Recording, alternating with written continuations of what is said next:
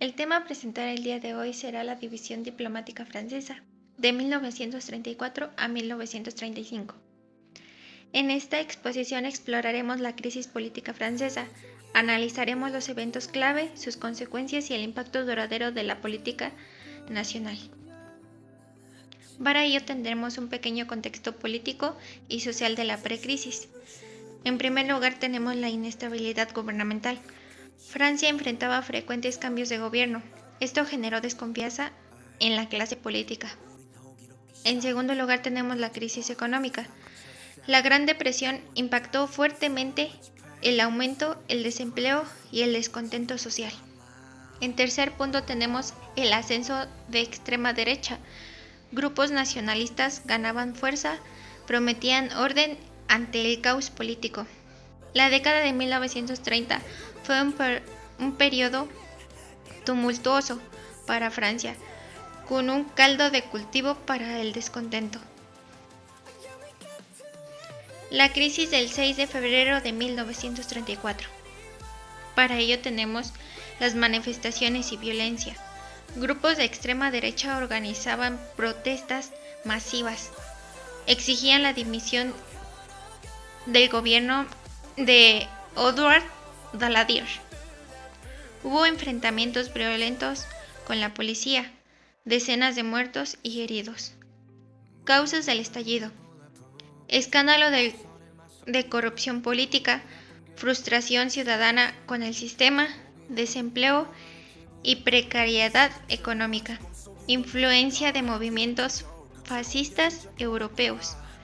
El 6 de febrero fue un punto de inflexión, reveló la profunda división social que estaba viviendo en esos momentos. Consecuencias inmediatas del 6 de febrero. Para ello tenemos la caída del gobierno. El gobierno de Daladier dimitió, la presión pública y fue inmensa. Tenemos un nuevo gabinete.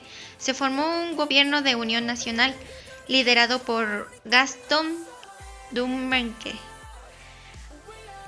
Luego, la polarización creciente, aumento de la brecha entre izquierda y derecha, la tensión política se intensificó.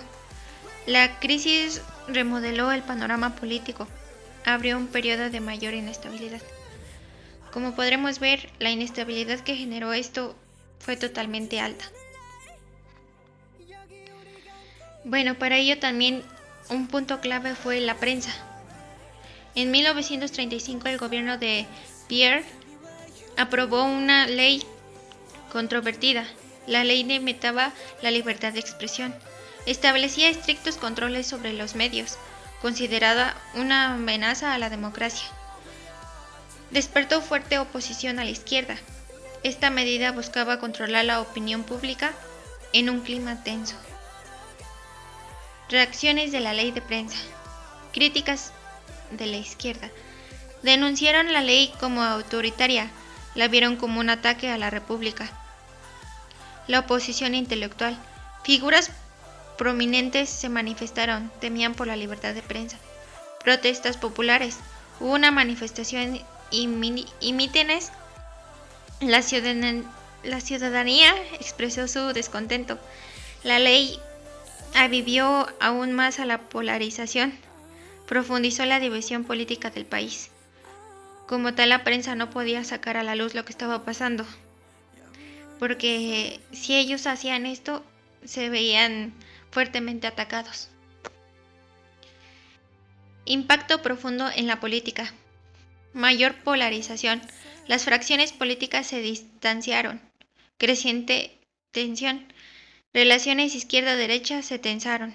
Inestabilidad política. Hubo frecuentes cambios de gobierno. Cronología de la crisis francesa. Tenemos que el 6 de febrero de 1934 se inició disturbios en París. Y en febrero de 1934 caída de gobiernos de Daladier. 1935 aprobación de la ley de prensa.